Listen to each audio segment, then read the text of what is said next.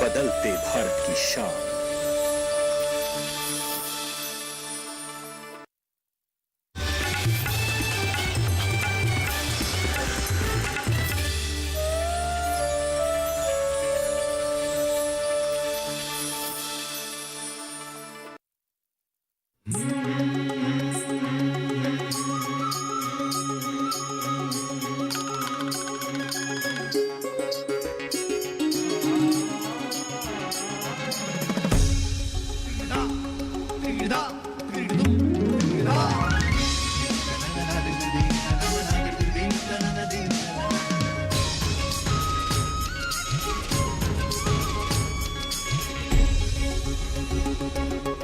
नमस्कार दर्शकों, मैं हूं नेहा राठी।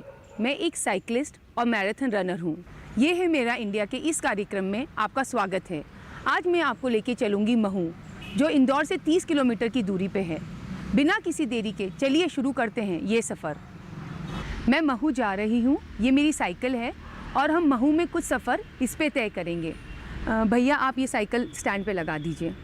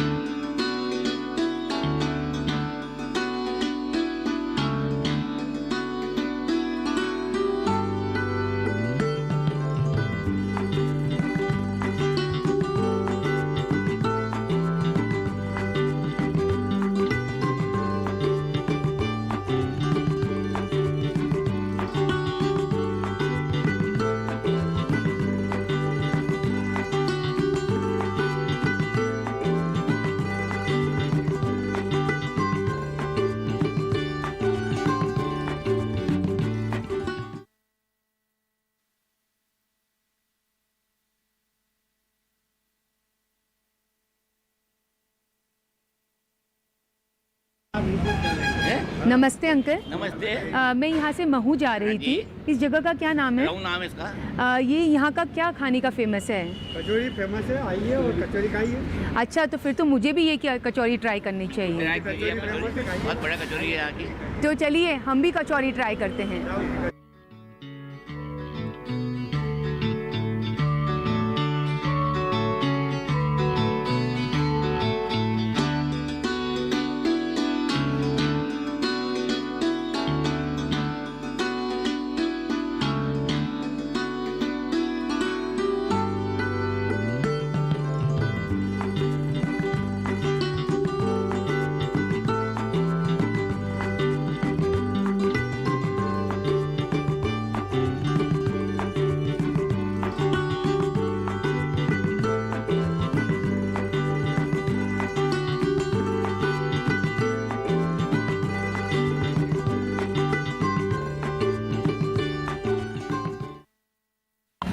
अब हम पहुंच गए हैं महू के विश्व प्रसिद्ध अंबेडकर स्थली पे, जो कि हमारे संविधान के निर्माता डॉक्टर भीमराव अंबेडकर की जन्मभूमि है।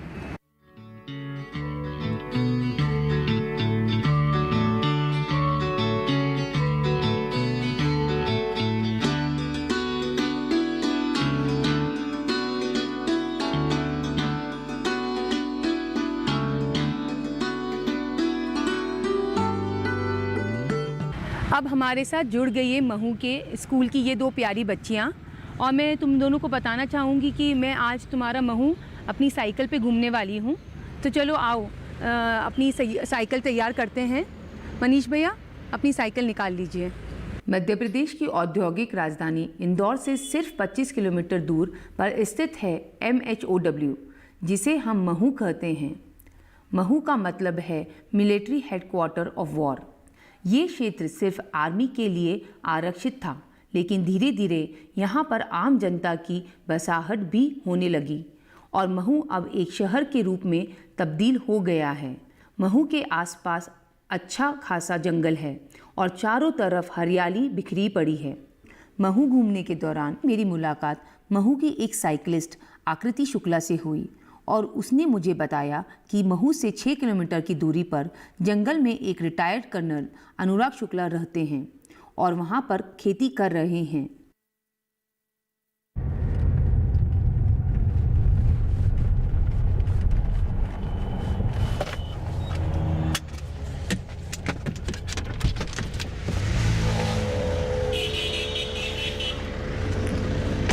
महू घूमने के बाद अब मैं पहुंच चुकी हूं एक उन्नतशील किसान रिटायर्ड कर्नल अनुराग शुक्ला जी के खेत पर।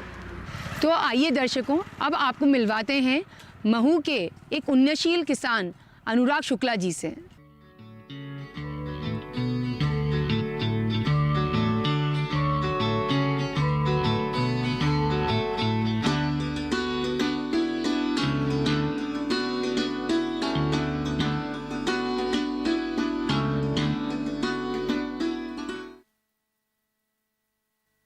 रिटायर्ड कर्नल अनुराग शुक्ला के पास मात्र 1.5 एकड़ ज़मीन है और वे 1.5 एकड़ ज़मीन पर मल्टी क्रॉप फार्मिंग कर रहे हैं। और हाँ, एक बात और बता दूं कि रिटायर्ड कर्नल अनुराग शुक्ला महू में ग्रीन कर्नल के नाम से प्रसिद्ध हैं। रिटायर्ड कर्नल अनुराग शुक्ला ने आर्मी से रिटायर होने के पश्चात खेती को अपनाया। उन्होंने खेती की ज़मीन पर घर भी बनाया और पेड़ों को भी जिंदा रखा। ज़मीन बहुत कम थी, लेकिन अनुराग शुक्ला ने मोनोक्रॉप फार्मिंग की बजाय मल्टी क्रॉप फार्मिंग को अपनाकर एक अनुकरणीय उदाहरण पेश किया। आम और अमरूद के पेड़ों के अलावा यहाँ पर विभिन्न किस्मों के वृक्ष भी मौजूद हैं। अनुराग शुक्ला ने छोटी छोटी क्यारियाँ बनाकर उनमें पालक, मेथी, धनिया, गोभी, टमाटर, तुअर, सरसों की खेती की। उनका उद्देश्य यही रहा कि सबसे पहले खेती से आने वाली फसल को घर के लिए रखा जाए और उसके बाद फसल और सब्जियों को बाजार में बेचा जाए। अनुराग शुक्ला के पास पशुधन भी है। गोबर का इस्तेमाल गोबर गैस के लिए किया जाता है। इसके बाद गोबर की खाद को खेती में खाद के रूप में प्रयोग में लाया जा रहा है। साथ ही साथ गोबर से गमले भी बनाए जा रहे हैं। रिटायर्ड कर्नल अनुराग शुक्ला ने सिर्फ 1.5 एकड़ ज़मीन पर सफलतापूर्वक खेती करके देश के उन किसानों के लिए एक उदाहरण पेश किया है जिसके पास बहुत कम खेती की ज़मीन है।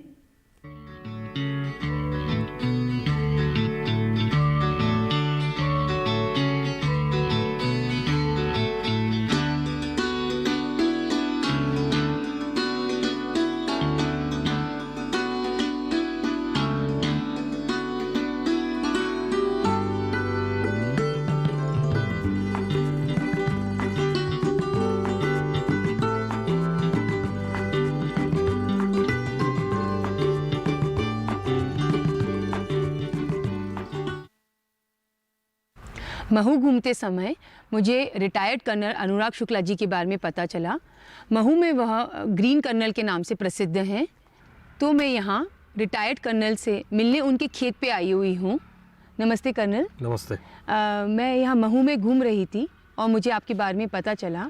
आप महू में ग्रीन कर्नल के नाम से प्रसिद्ध हैं, ऐसा क्यों? शायद इस वजह से क्योंकि आसपास जो रंग हावी है आप देख सकते हैं। खैर वो ग्रीन ही है। खैर ये तो एक बोलने वाली बात है, पर ये लोगों का प्रेम रहा है क्योंकि मैं पर्यावरण से संबंधित विषयों पर काफ़ी काम करता रहा हूँ। अपने स्तर पर ही मैंने जो खेती की और खेती की पद्धति का जो मैं फॉलो करता हूँ वो भी पर्यावरण के अनुरूप है, जिससे कम से कम नुकसान पहुँचाए बिना मैं खेती करता हूँ।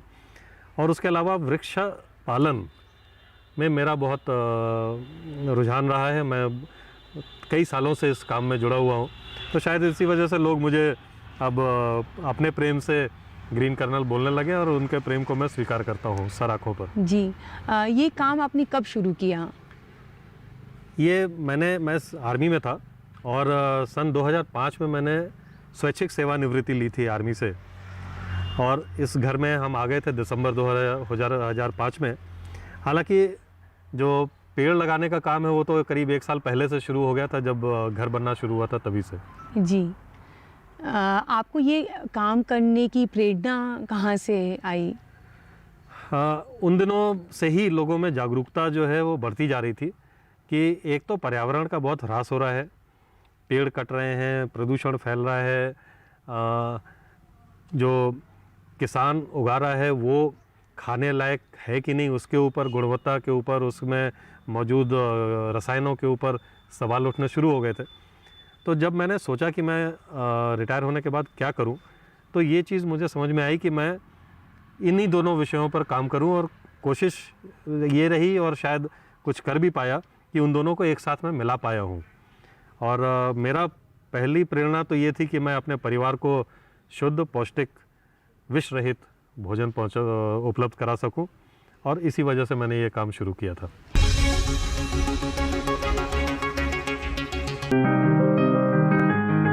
बीमारियों से कैसे बचेगी फसल? मवेशियों की मुश्किलों का क्या है हल? कहां से लाएं बीज, कितनी लगेगी खाद? किसानों के हर फोन का विशेषज्ञ देंगे जवाब। देखिए हेलो किसान लाइव सोमवार से शुक्रवार शाम 6 बजे।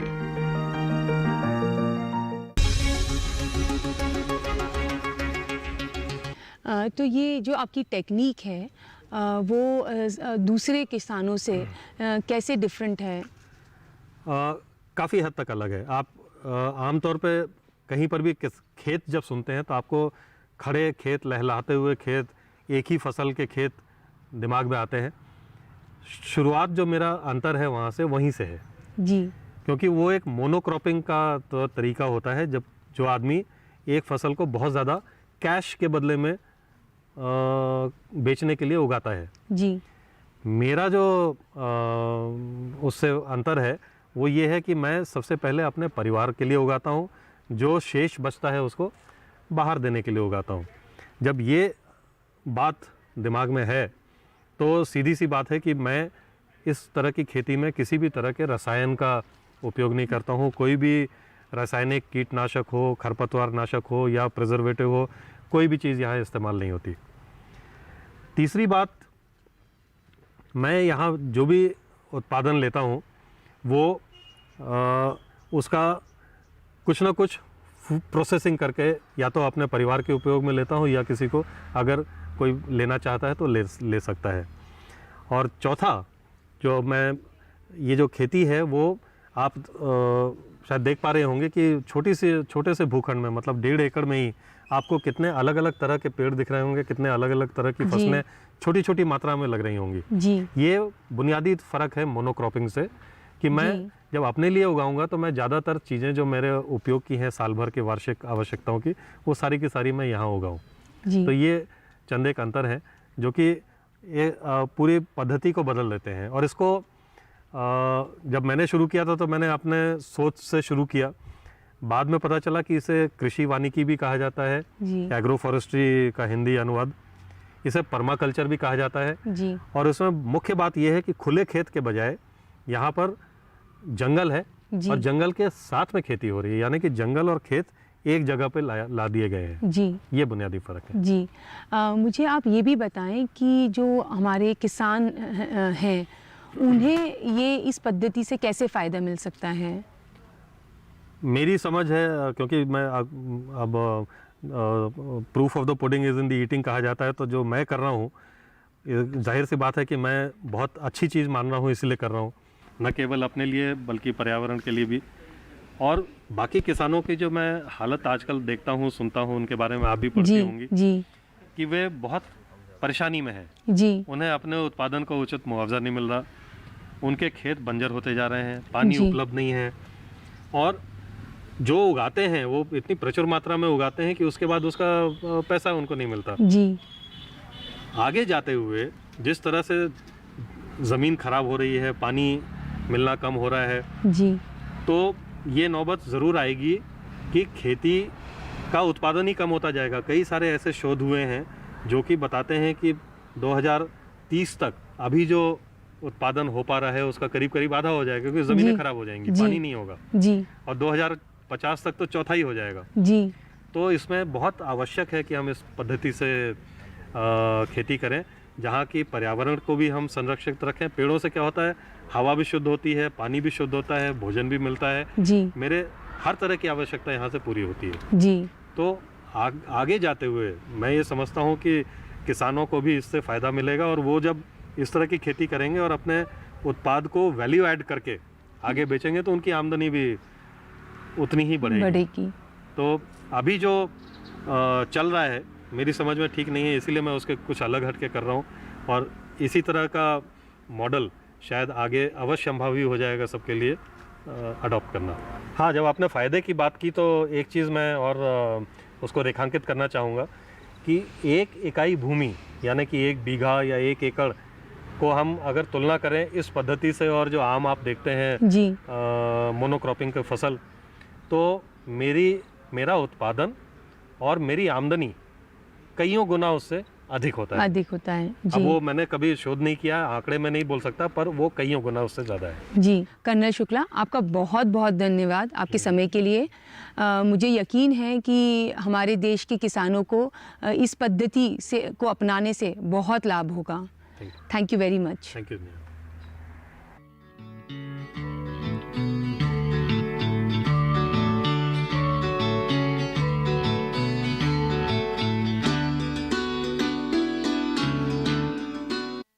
रिटायर्ड कर्नल अनुराग शुक्ला से मुलाकात के बाद अब मैं जा रही हूँ एक पास के गांव में जिसका नाम है चिखली। रास्ते में एक खूबसूरत झरना है, इसे टिंचा फॉल कहते हैं। बारिश के समय यह झरना अपने पूरे वेग से बहता है और बड़ा मनोहारी लगता है।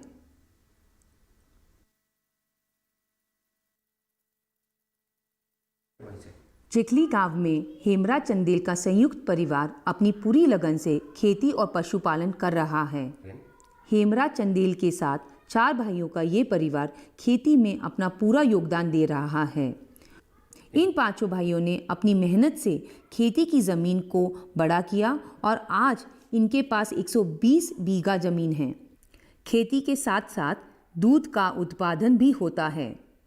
लगभग 600 लीटर दूध रोज़ाना निकाला जाता है और इस दूध को इंदौर मार्केट में भेजा जाता है।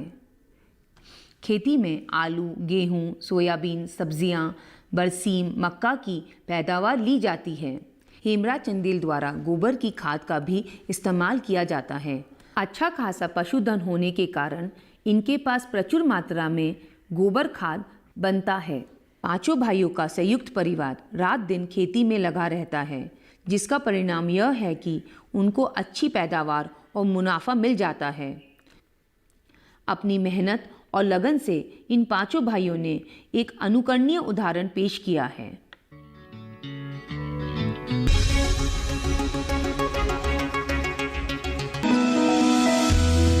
जानकारी जो किसानों के लिए हो लाभकारी, समस्याओं पर पड़ेगा समाधान भारी, कृषि की हर बात का ख्याल, कब कैसे की जाए बेहतर देखभाल। जानिए विशेषज्ञों के साथ, देखिए खेत खलिहान, सोमवार से शुक्रवार सुबह 7 बजे डीडी किसान पर।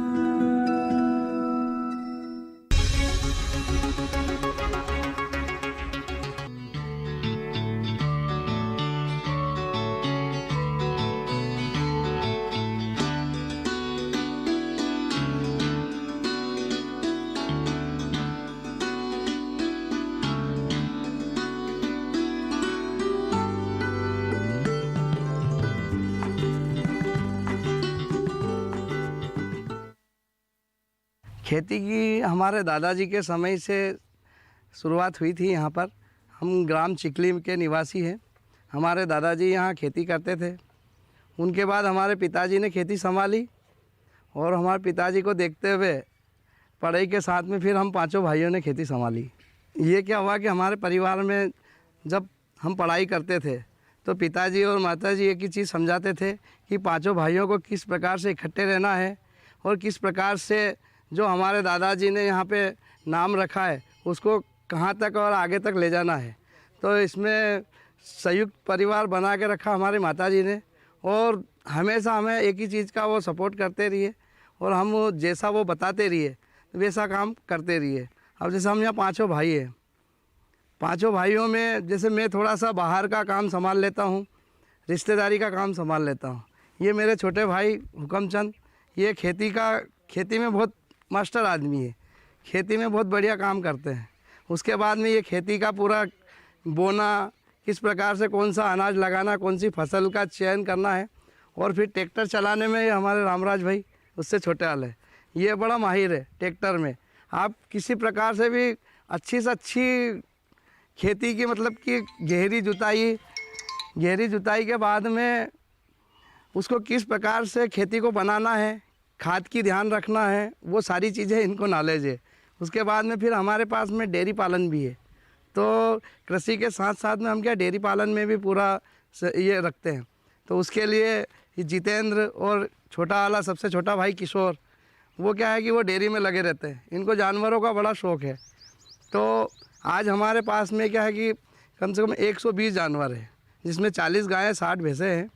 तो हम जब दूध का समय होता है तो पांचों भाई साथ में इकट्ठे होकर दूध निकाल लेते हैं, जिसमें हमारी बहुएं भी साथ देती है, जो इनके लड़के हैं बच्चे हैं वो भी खल बाटा करने में पूरा साथ देते हैं। इसमें हम किसी प्रकार की लेबर ये नहीं लगाते हैं, एक संयुक्त हम साथ में इकट्ठे ही होकर करते हैं। फिर खेती किसानी की जब बात आती है तो फिर खेती में हम मजदूर लगा के, और ये जो 3 भाई है ये उस खेती को भी काम कर लेते हैं।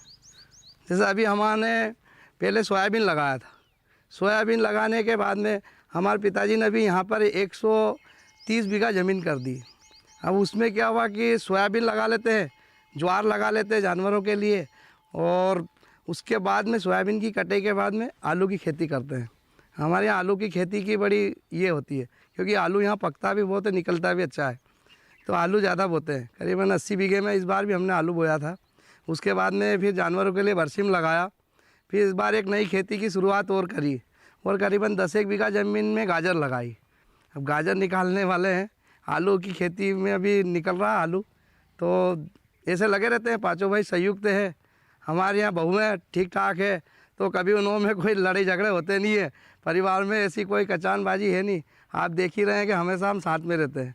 हमारे दादाजी के समय में यहाँ पर हमारे पास 30 बीघा ज़मीन थी, दादाजी और पिताजी उसी में खेती करते रहे।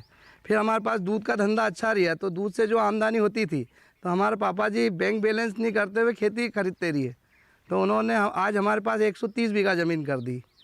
ये हमारे छोटे भाई रामराज और ये हुकमचंद, ये दोनों अपने कृषि विज्ञान केंद्र कस्तूरबा ग्राम से सहयोग लेते रहते हैं।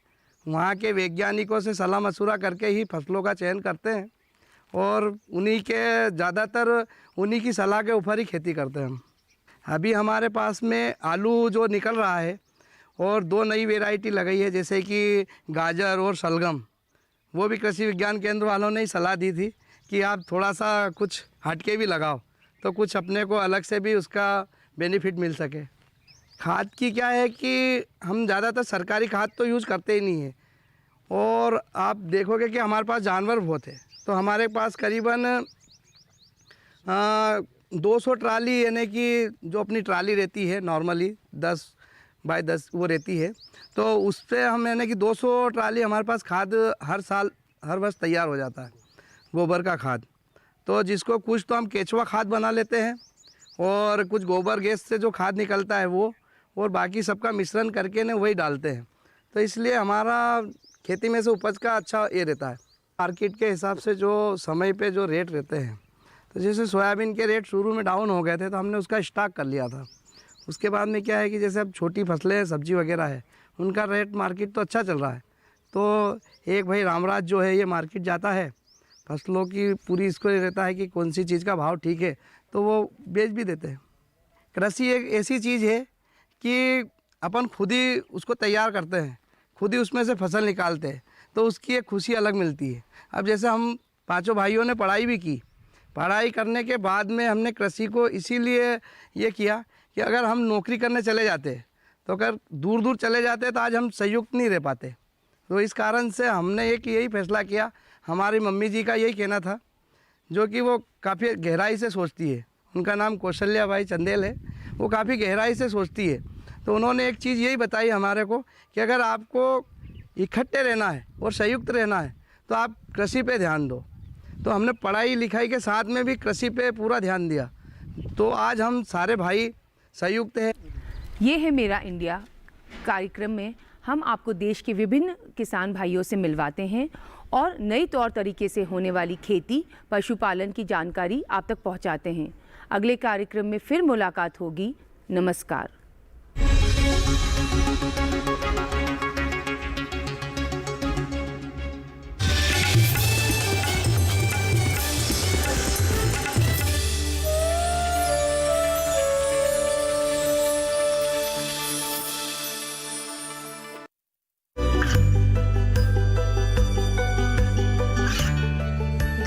और पिछड़े क्षेत्रों में सरकारी योजनाओं की जानकारी पहुंचा।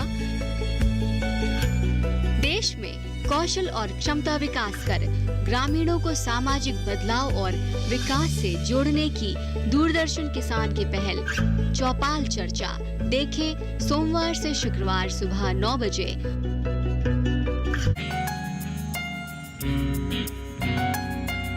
लिखा जा रहा है ग्रामीण अर्थव्यवस्था का नया विधान। सफलता की गाथाएं गुथेंगी और मत कर निकलेगा नया समाधान।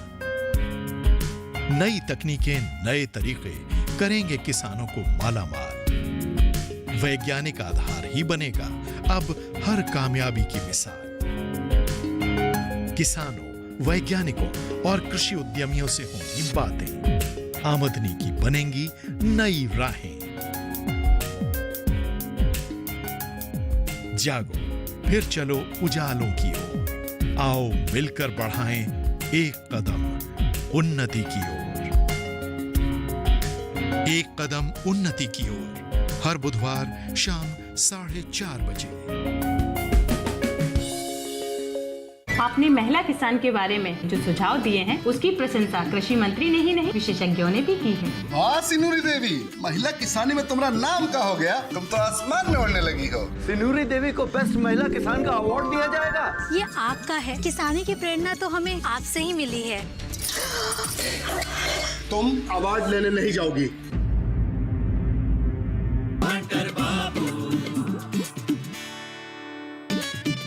गांव हंटर बाबू का देखिए सोमवार से शुक्रवार रात 8:30 बजे। ये कामयाबी है अन्नदाता की। ये कहानी है खेत और खलिहानों की। कैसे करें अपने पशुओं की देखभाल, जानिए गांव-गांव के किसानों का हाल। देखिए गांव किसान सोमवार से शुक्रवार दोपहर 12:05 पर। जलते सूरज में तपकर पथरीली जमीन पर सींची है इन्होंने कामयाबी। परिश्रम के गवाह हैं ये लहलहाते खेत। हरियाली बयां कर रही है इनके जुनून की कहानी। मिट्टी में मिला इनका पसीना भी और खून भी। सपनों ने सोने ना दिया, खुद से लड़कर जीती है बाजी। हम ला रहे हैं कहानियां किसानों के संघर्ष से सफलता तक की। देखिए हौसला हर सोमवार शाम 4:30 बजे सिर्फ डीडी किसान चैनल पर। जानकारी जो किसानों के लिए हो लाभकारी। समस्याओं पर पड़ेगा समाधान भारी। कृषि की हर बात का ख्याल। कब कैसे की जाए बेहतर देखभाल, जानिए विशेषज्ञों के साथ। देखिए खेत खलिहान सोमवार से शुक्रवार सुबह 7 बजे डीडी किसान पर।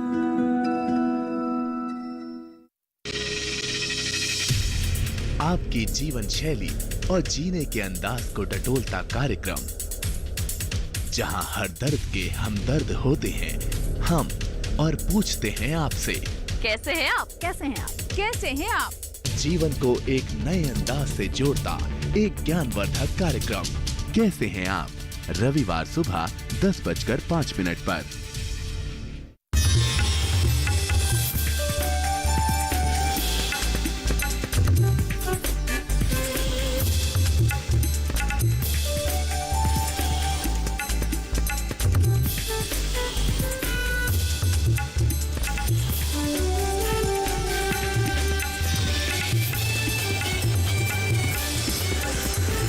डीडी किसान, बदलते भारत की शान।